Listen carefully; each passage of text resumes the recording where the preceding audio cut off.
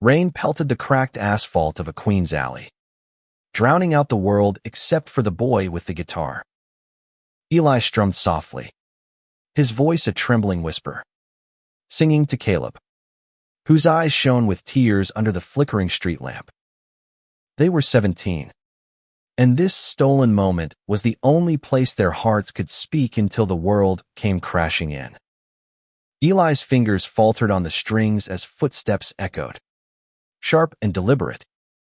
Caleb's older brother, Marcus, stood at the alley's mouth, his face a mask of fury. "You're singing to him." Marcus spat, his voice slicing through the rain. "You're disgusting. Eli, get out of here and come near my brother again." Caleb froze, his protest caught in his throat, as Marcus dragged him away. Eli stood alone, guitar slipping from his hands, the weight of rejection heavier than the storm. Eli Martinez had always known his voice was special.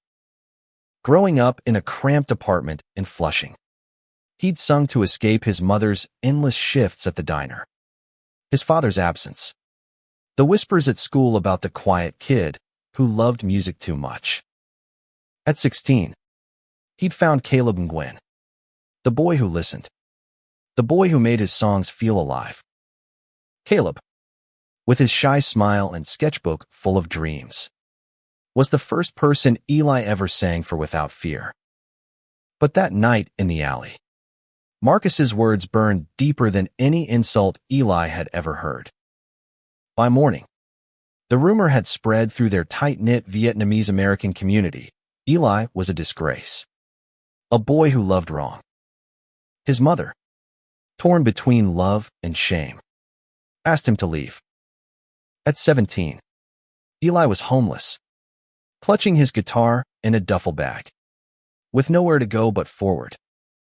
New York City was a beast, swallowing dreams whole, but Eli refused to let it take his. He wandered from Queens to Manhattan, sleeping in subway stations and playing his guitar on street corners.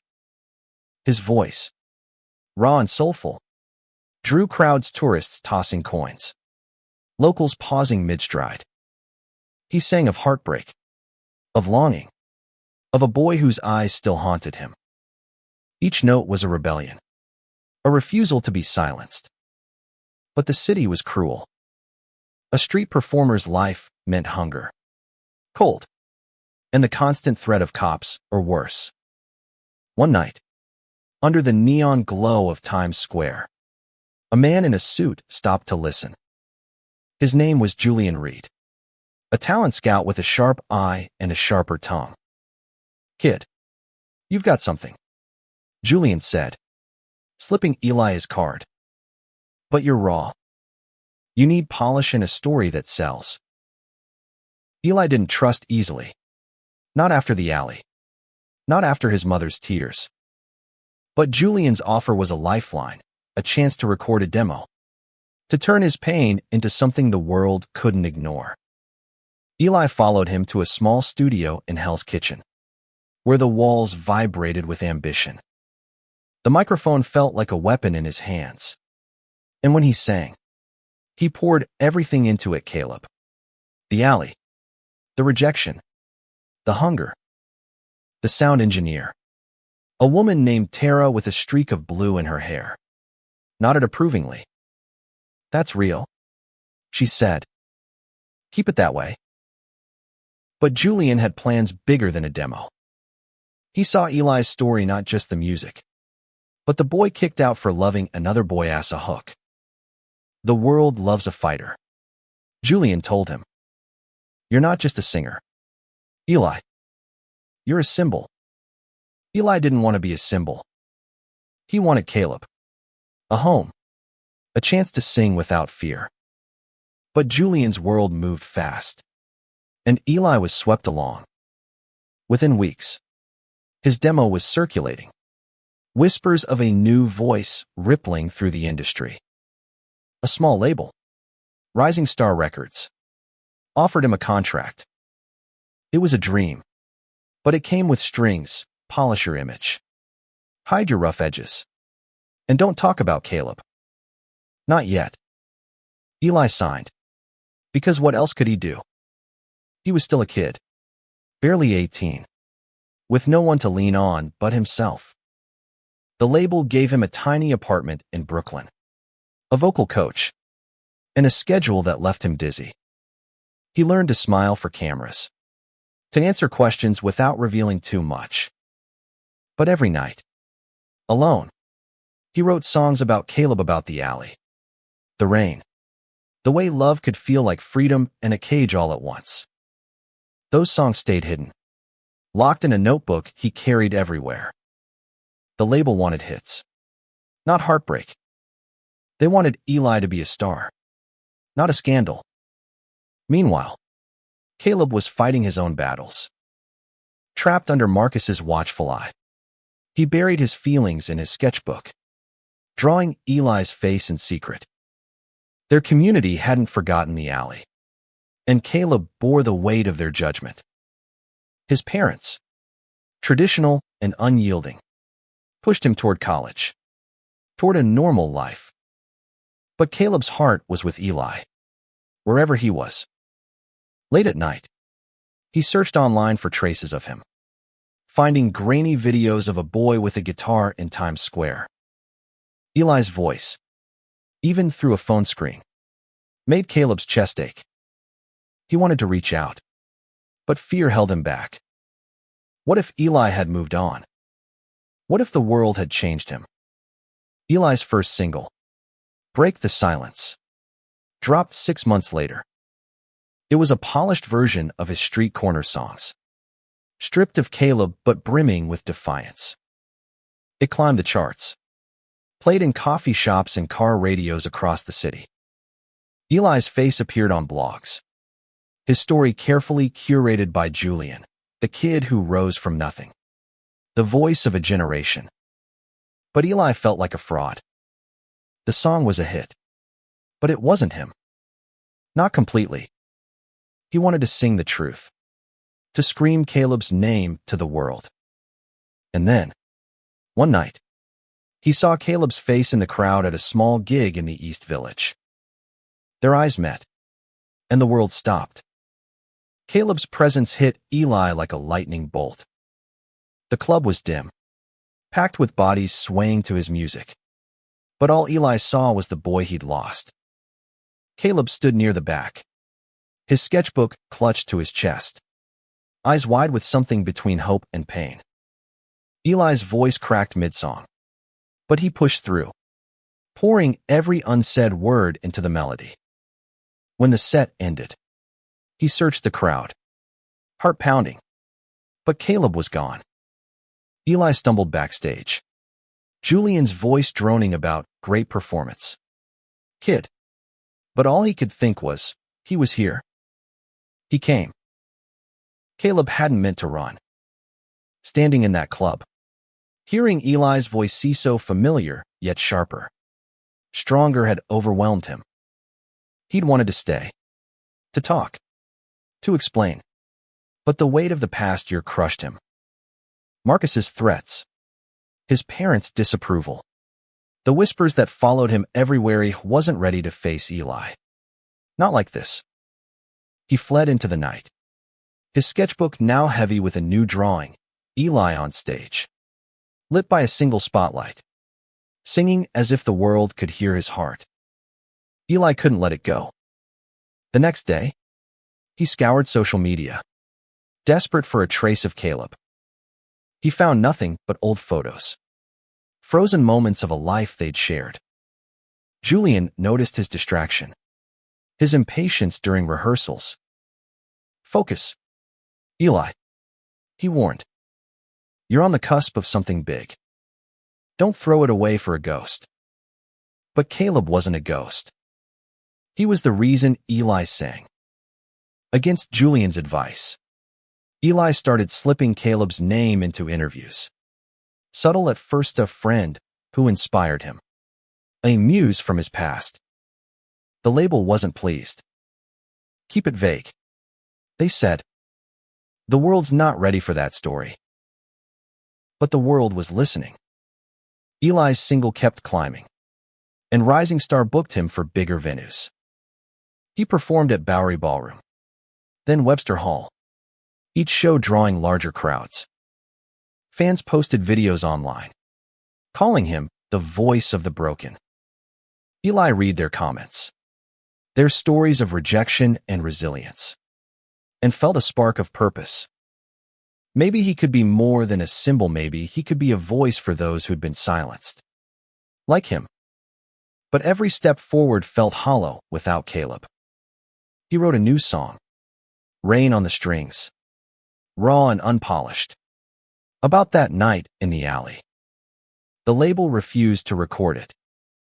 Too personal, they said. Too risky. Caleb, meanwhile, was unraveling. College applications loomed, but his heart wasn't in it. He worked part-time at a bookstore in Flushing, hiding behind stacks of novels while his parents planned his future. One day, a customer left a magazine open to an article about Eli, his face staring back from the page. The headline read, "From Streets to Stardom, Eli Martinez's Rise." Caleb read it in secret, his fingers trembling. Eli hadn't forgotten him. The article mentioned a friend who'd shaped his music. Caleb wanted to believe it was him, but doubt gnawed. What if Eli's new life had no room for him? One night, unable to sleep, Caleb took a train to Manhattan. He didn't know why, only that he needed to see Eli, to know if the boy from the alley still existed. He found himself outside a club where Eli was performing, the line stretching around the block. Caleb didn't have a ticket, but he waited, sketching the crowd, the neon signs, the city's pulse. When Eli stepped out after the show, signing autographs, their eyes met again. This time, Caleb didn't run. He stepped forward, heart in his throat, and said, "Eli, it's me." The world seemed to pause. Eli pushed through the crowd, ignoring the fans, and grabbed Caleb's hand. "Why did you leave?" he asked, voice raw. Caleb's words tumbled out about Marcus, his parents, the shame he couldn't escape. Eli listened, his grip tightening. "I never stopped singing for you," he said.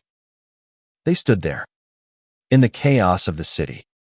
Two boys who'd been torn apart, but were finding their way back. Julian appeared, pulling Eli toward a waiting car. "Show's over. Kid, let's go." Eli hesitated, then gave Caleb his number. "Find me," he whispered. "Please." Back in Brooklyn, Eli couldn't focus. The label was pushing for a national tour, a chance to break out beyond New York. But Caleb's return had cracked something open in him. He started rewriting Rain on the Strings, making it bolder, truer. He sang about love, not just loss, about a boy who was worth every risk. Tara, the sound engineer, loved it. "This is you," she said. "Screw the label. Record it." Eli did, in secret, late at night when the studio was empty. He posted a rough cut online. No permission, no filter. By morning, it had thousands of views. The label was furious. Julian called it a career killer. But Eli's fans heard something real. They shared the song, tweeted about it, made it their anthem. Rain on the Strings trended. And suddenly, Eli wasn't just a rising star, was a voice for a community. People posted stories of their own struggles, their own loves, tagging Eli as their inspiration.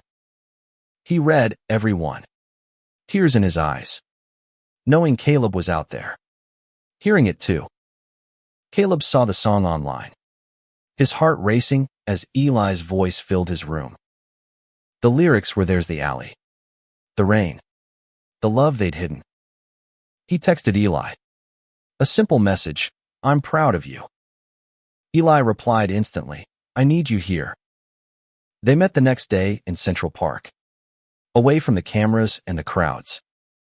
Caleb brought his sketchbook, showing Eli the drawings he'd made, pages of their past, their pain, their hope. Eli touched the pages, his voice soft. "I'm singing for us," he said, "but I can't do it alone." Central Park was a quiet refuge, the city's noise fading behind the trees. Eli and Caleb sat on a bench, their shoulders brushing, the sketchbook open between them. For the first time in a year, they really talked about the alley, the pain, the dreams they'd buried.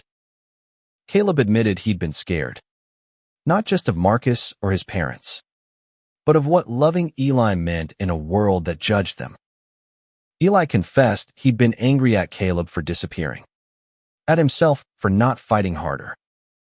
But now, with Rain on the Strings echoing across the internet, they felt the stirrings of something new, possibility. Eli's phone buzzed, constantly notifications from fans, angry texts from Julian, demands from the label to fix this mess. The song's viral success was a double-edged sword. It had given Eli a platform, but it had also exposed him.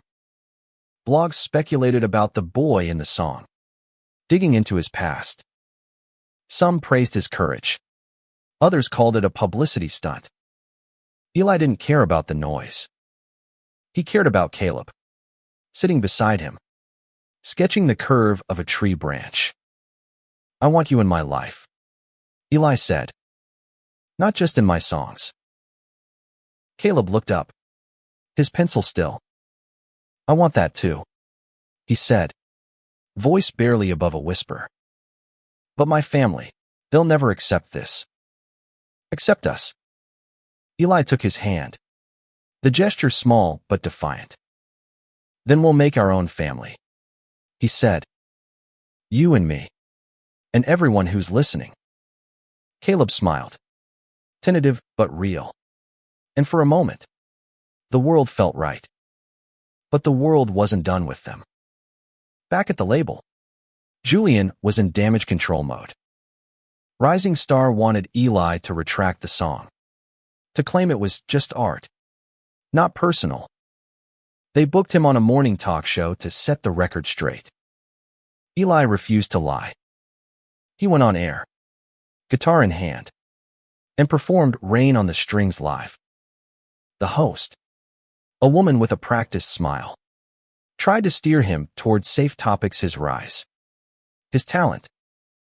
But Eli looked into the camera and said, "This song is about love. About a boy I loved, and still love. And I won't apologize for that." The studio went silent, then erupted. Social media exploded. Some called him a hero, others a fool. The label threatened to drop him, but the fans wouldn't let go.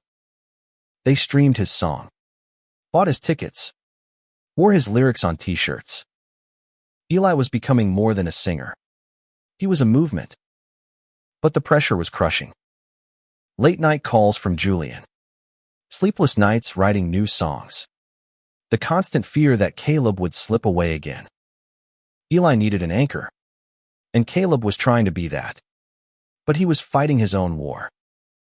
Caleb's parents had seen the talk show. Marcus had called him a traitor, accusing him of dragging their family's name through the mud. At home, the air was thick with tension. His mother cried. His father wouldn't look at him. Caleb started spending nights at a friend's apartment, sketching until dawn, trying to make sense of his heart.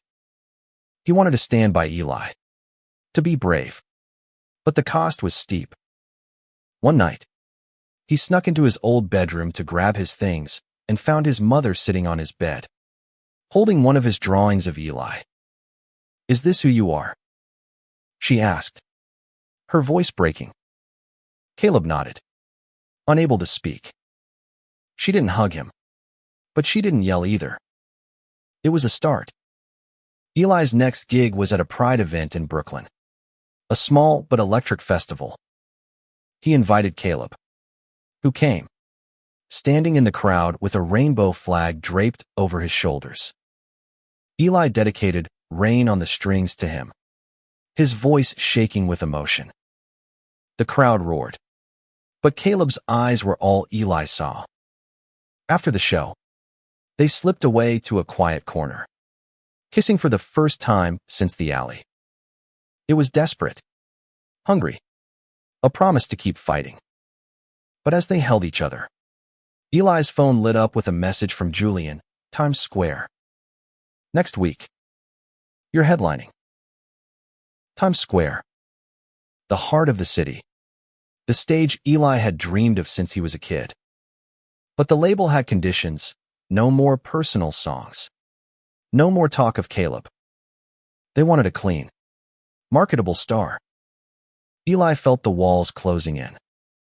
He looked at Caleb, who was sketching again, capturing the festival's colors. "I can't lose you again," Eli said. Caleb put down his pencil. "Then don't," he replied. "Sing the truth. I'll be there." Eli spent the next week preparing, but not the way the label wanted. He wrote a new song, "City of Us," about two boys who found each other in a world that tried to tear them apart. He practiced it in secret with Tara, who grinned and said, "This is your best yet." The label didn't know, and Julian was too busy schmoozing sponsors to notice. Eli was gambling everything: his contract, his career, his future. But he wasn't alone anymore. Caleb was with him, texting him sketches, meeting him in stolen moments, promising to stand by him no matter what. The night before the Times Square show, Eli couldn't sleep. He sat on his Brooklyn rooftop, guitar in his lap, staring at the city's skyline. Caleb joined him, bringing a thermos of coffee and his sketchbook. They didn't talk much, just sat together, the silence warm and full. Caleb showed him a new drawing of vision of Times Square, with Eli's face on every screen, his voice filling the air. "This is you tomorrow," Caleb said. Eli kissed him, soft and sure. "This is us," he corrected. Times Square was a kaleidoscope of light and sound, a pulsing beast that never slept. Eli stood backstage, guitar slung over his shoulder, the crowd's roar seeping through the curtains. Thousands had gathered, their faces lit by the massive screens overhead. The label had billed this as Eli's big break, the moment he'd become a household name. But as he peeked out, seeing Caleb in the front row, rainbow flags still around his shoulders, Eli knew this wasn't just about fame. It was about truth. Julian was pacing, barking orders into a headset. "Stick to the set list, Eli," he said for the 10th time. "No surprises."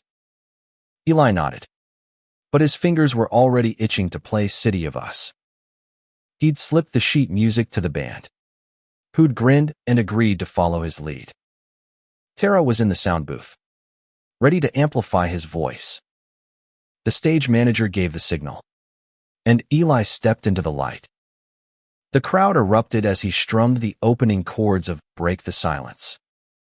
His voice soared, filling the canyon of skyscrapers, every note a defiance of the past.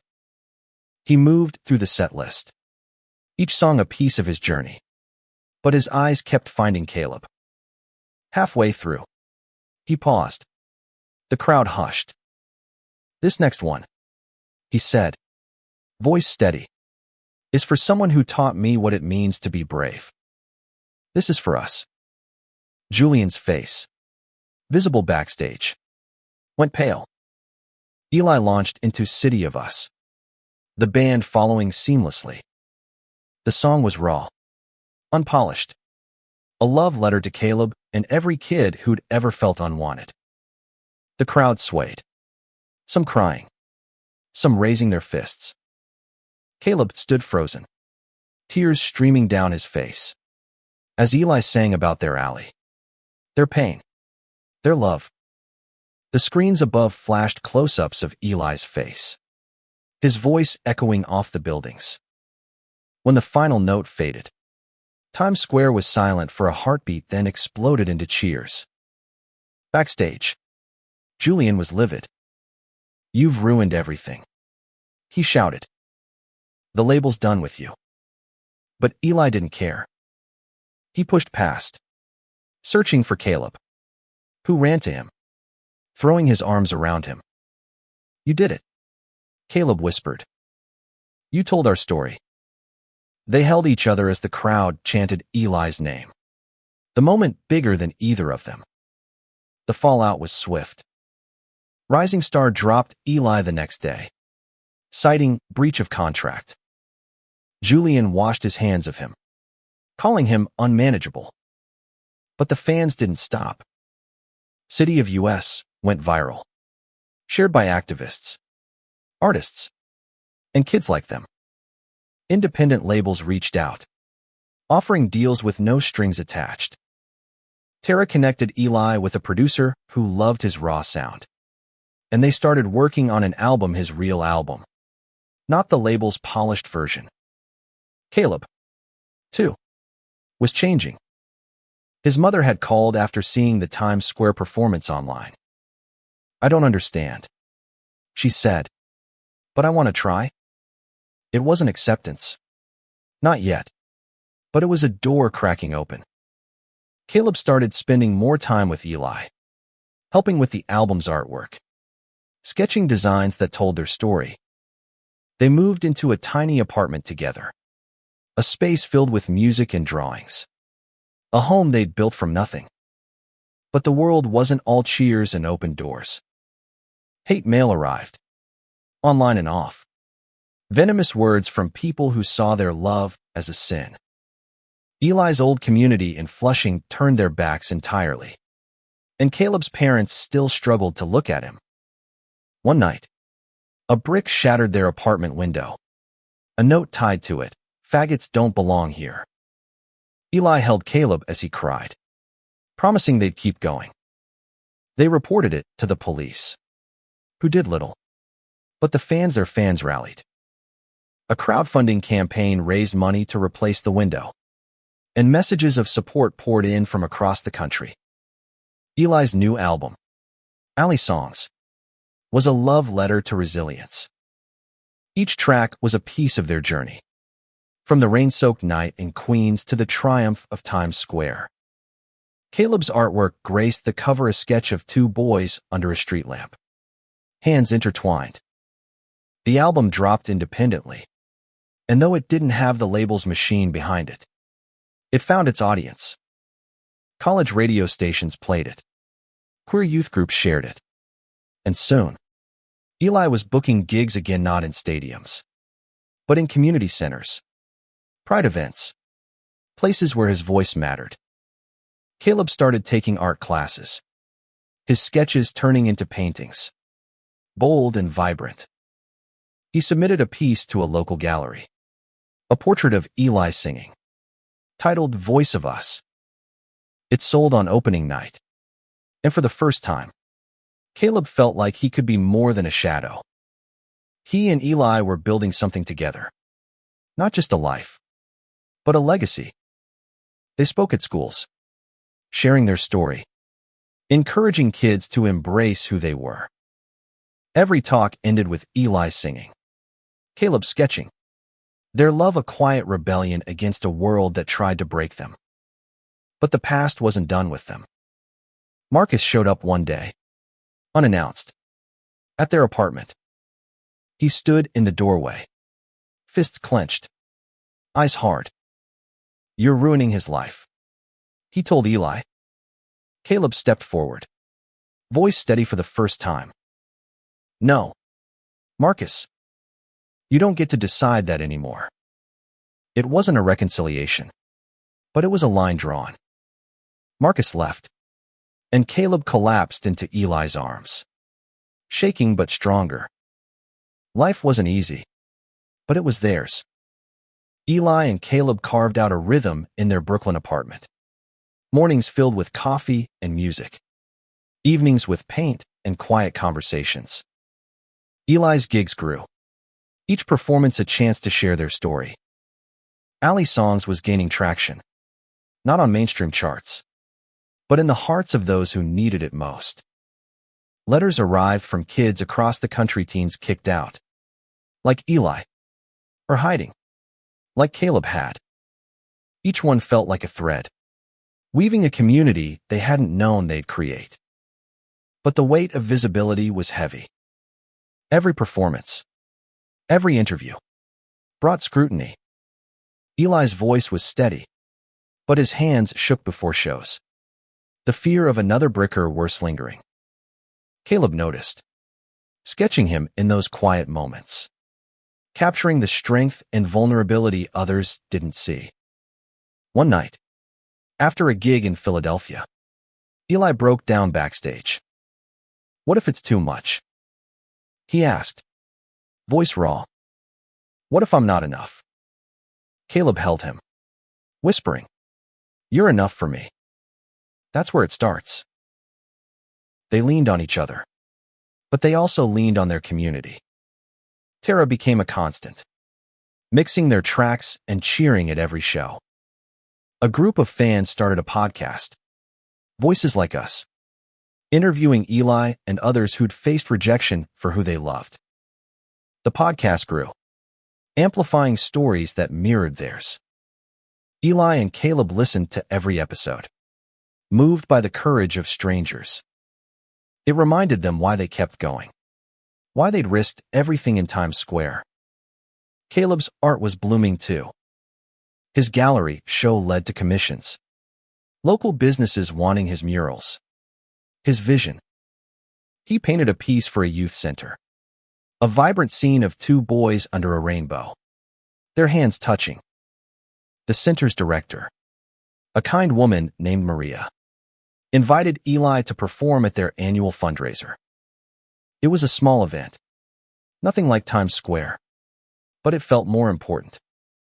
Eli sang City of Us to a room of teens, some with their parents, some alone, all watching with wide eyes. Caleb stood in the back, sketching, his heart full. But the past kept knocking. Eli's mother called one day, her voice hesitant. She'd heard his album, seen his interviews. "I didn't understand," she said. "I still don't. Not completely. But I miss you." Eli gripped the phone, tears falling. They met at a diner in Flushing, the same one she'd worked at for years. It was awkward, painful, but she hugged him before he left. "Keep singing," she said. It wasn't forgiveness. Not yet. But it was a step. Caleb's parents were slower to thaw, but his mother started texting. Small messages about his art, about his life. Progress was slow, but it was there. The world kept turning, and so did their story. Eli was invited to perform at a national pride event in Washington, D.C., a stage bigger than any he'd faced. He asked Caleb to come, not just as support, but as a partner. Caleb designed the stage backdrop, a mural of a city skyline. Two figures standing together, their silhouettes glowing. The performance was electric. Eli's voice carrying over thousands. Caleb's art framing every note. They ended the night hand in hand, the crowd cheering not just for the music, but for them. Back in New York, they faced new challenges. Their apartment lease was up, and the city's costs were brutal. Eli's gigs paid, but not enough for stability. Caleb's commissions helped, but they were sporadic. They considered leaving, starting fresh somewhere quieter. But New York was their home, the city that had broken them and built them back up. They found a cheaper place in the Bronx, a tiny studio with a view of the skyline. It wasn't much, but it was theirs, filled with Caleb's paintings and Eli's music. One night, as they unpacked, Eli found his old notebook, the one with the songs he'd written for Caleb. He read them aloud, his voice soft, each word a memory. Caleb listened, sketching Eli as he sang. When Eli finished, Caleb showed him the drawing of a boy with a guitar, eyes full of love. "This is who you are," Caleb said. "Not just a star. You." Eli pulled him close, the notebook falling to the floor. They didn't need the words anymore. They were living them. The next morning, Eli got a call from an indie label, one that had followed his journey since Times Square. They wanted Ali songs for wider distribution. No changes. No censorship. It was a risk. Indie deals meant less money. Less reach, but it was freedom. Eli signed, and Caleb designed the new album cover, a bolder version of the original. The release was set for spring, with a launch show in Times Square. A full-circle moment. As the date approached, Eli and Caleb prepared together. Caleb worked on promotional art, while Eli rehearsed with a new band, one that understood his vision. The city buzzed with anticipation, fans sharing the news online. "City of Us" trended again, a reminder of how far they'd come. But for Eli and Caleb, it wasn't about the fame. It was about the kids in the crowd, the ones who needed to hear that love was worth fighting for, that their voices mattered. Spring arrived, painting New York in soft greens and fleeting warmth. The Times Square launch for Ali Songs was days away, and Eli felt the weight of it. This wasn't just a show, it was a promise. To himself, to Caleb, to every kid who'd ever been told they didn't belong. He rehearsed until his voice was hoarse, each song a piece of his soul.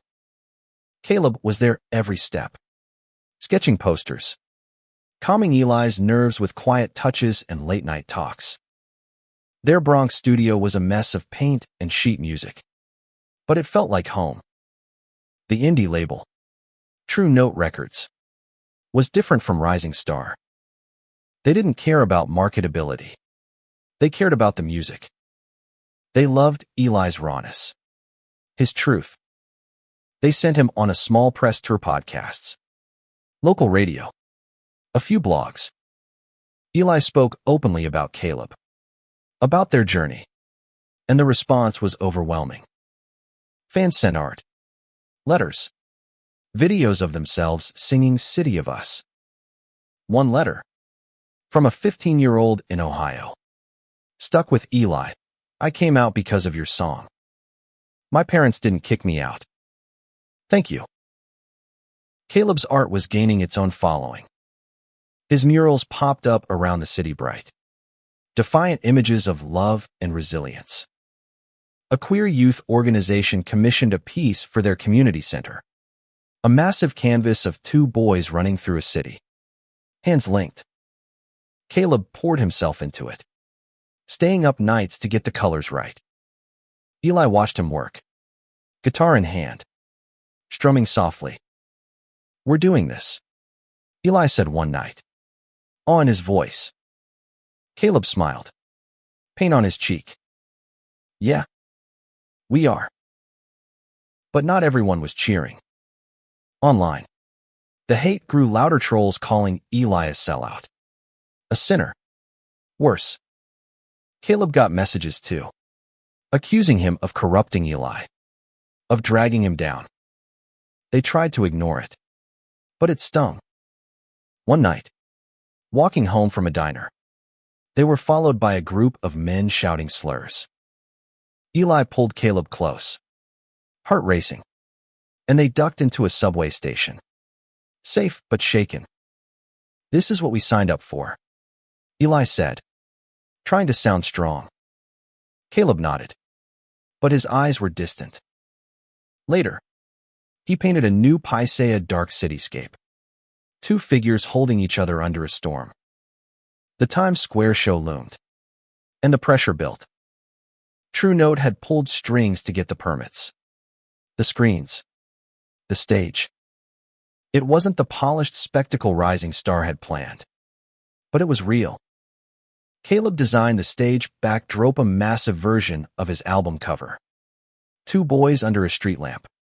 Their love a beacon. Eli insisted Caleb join him on stage. Not as a guest, but as a partner. "This is our story," Eli said. Caleb hesitated, wasn't used to the spotlight, but he agreed. Nervous, but proud. The night of the show, Times Square was alive. A sea of faces under the neon glow. Eli and Caleb stood backstage. Hands clasped.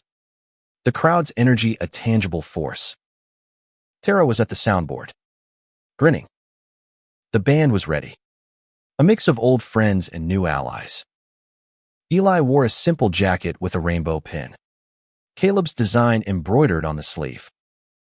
Caleb wore a matching pin. His sketchbook tucked under his arm. They looked at each other. A silent vow to see this through. Eli took the stage first. Guitar in hand. The crowd roaring. He opened with Rain on the strings. His voice cutting through the city's noise. Caleb watched from the wings, sketching the moment, his heart pounding. Halfway through the set, Eli called him out. "This is Caleb," he said, voice thick with emotion. "He's the reason I'm here." The crowd cheered as Caleb stepped into the light. Shy but steady.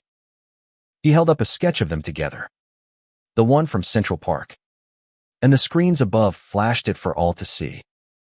They performed City of Us together. Eli singing. Caleb standing beside him. His presence a quiet strength. The crowd sang along. Thousands of voices joining theirs. It was more than a concert, it was a declaration. When the song ended, Eli pulled Caleb into a kiss. Soft and unapologetic. The crowd erupting. The screens caught every second, beaming their love across Times Square, across the world. Backstage, they collapsed into each other's arms, laughing and crying. Tara joined them, hugging them both. "You did it," she said. The label reps from True Note were there, beaming, already talking about a tour. But for Eli and Caleb, the moment was enough. They'd taken their pain and turned it into something beautiful, something that couldn't be silenced. The next day, the internet was ablaze. Clips of the kiss, the song, the sketch went viral. Some called it revolutionary. Others called it obscene. But the support outweighed the hate. Donations poured into queer youth organizations in Eli's name. Caleb's art was shared, commissioned, celebrated. They were invited to speak at a national conference for LGBTQ+ youth. A chance to reach even more kids who needed them. But the night wasn't without cost. Eli's mother texted, "A simple 'I saw you.' No more. No less." Caleb's parents didn't reach out, but his mother sent a photo of one of his old sketches, a sign she was still watching. They knew the road ahead would be hard. Hate didn't vanish, and families didn't heal overnight. But they had each other, and they had their art, their music, their truth. The weeks after Times Square were a whirlwind. Eli and Caleb were everywhere, epidcasts, interviews, even a late-night talk show. They spoke about love, about resilience, about the power of art to change lives. Eli's music and Caleb's paintings became symbols of hope, their story a beacon for those still in the dark. But fame, even the small kind they'd found, was a tightrope. Every word, every glance was dissected. They learned to smile through the noise, to focus on the kids who wrote to them, the ones who said, "You saved me." Their Bronx studio became a hub, a place where friends like Tara and other artists gathered. They hosted open mic nights, letting young musicians and poets share their voices. Caleb turned one wall into a mural, a collage of faces and stories from the letters they'd received. Eli wrote new songs, inspired by those faces, each one a step toward healing. But the hate mail still came, and the occasional threat. They installed a security camera, a necessity they hated. "We're not hiding," Caleb said, painting over a slur someone had scrawled on their door. Eli nodded, strumming a new riff. Never again. The national conference was a turning point. Held in Chicago, it drew thousands of activists, teens, families, allies. Eli performed. Caleb spoke about his art, and together they shared their journey. The audience was a mix of tears and cheers, kids coming up afterward to hug them, to share their own stories. One girl, barely 16, gave Caleb a drawing of two boys under a street lamp, a mirror of his own work. "You made me feel seen," she said. Eli and Caleb looked at each other, knowing this was why they'd fought. Back in New York, they faced a new challenge: money. The indie label was supportive, but small. Gigs and commissions kept them afloat, but barely. They talked about touring, taking alley songs across the country, but the logistics were daunting. Tara suggested crowdfunding, and the fans came through. They raised enough for a modest tour, small venues, community centers, places where their message would resonate. Caleb designed the posters, bold and colorful, while Eli planned the set list, weaving in new songs about hope, about home. The tour began in Boston, a cold spring night with a packed club.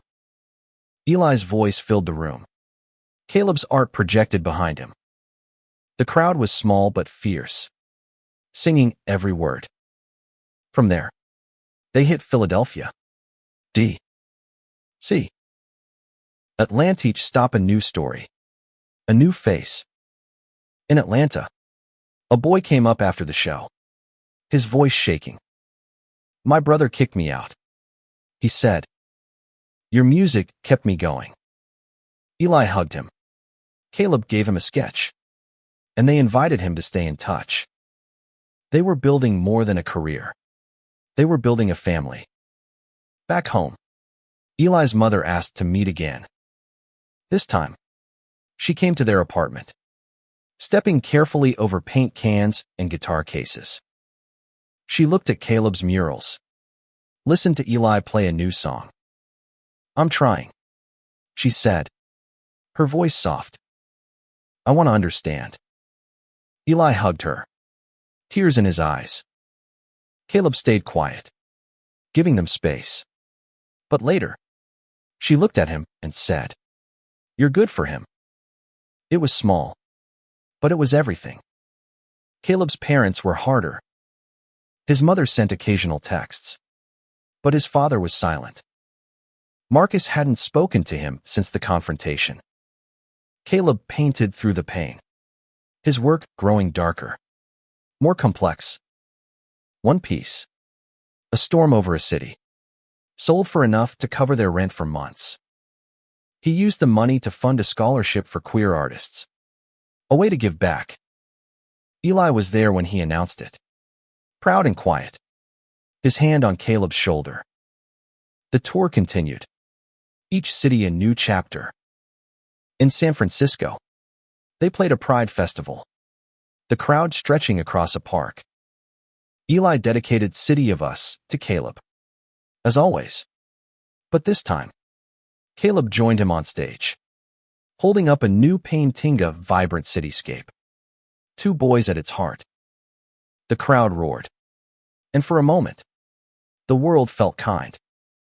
They ended the night in a cheap motel, laughing, planning their next steps. "We're not done," Eli said, kissing Caleb's forehead. "Not even close." But the road wasn't all light. In a small Ohio town, protesters picketed their show, shouting slurs through megaphones. Eli and Caleb stood together, refusing to cancel. The venue was half empty, but those who came sang louder than the hate outside. Afterward, a local pastor approached, not to condemn, but to thank them. "You're showing my kid it's okay to be himself," he said. Eli and Caleb drove away that night, exhausted but unbroken. Back in New York, they prepared for the tour's final show, a return to Times Square. True Note had secured the same stage, a year after their first triumph. This time, it was theirs. No label strings. No compromises. Caleb's mural would be the backdrop. Eli's voice the heart. They invited their community, Tara, their band, the kids they'd met on tour. It was a celebration, not just of their music, but of their survival. The final Times Square show was a homecoming, a full-circle moment under the city's electric sky. The crowd was bigger this time, spilling into the streets.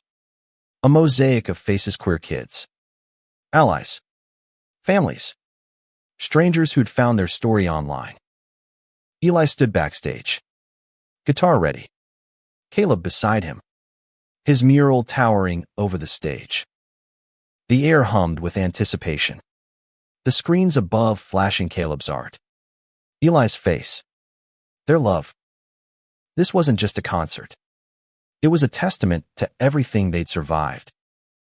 Eli took the stage, his voice steady, opening with Rain on the strings. The crowd swayed, some holding rainbow flags, others holding each other. Caleb stood in the wings, sketching, capturing the sea of people, the city's pulse. Halfway through, Eli paused, looking out at the faces. "A year ago," he said, "I was a kid with a guitar, kicked out for loving someone. Now I'm here, with him, because of you."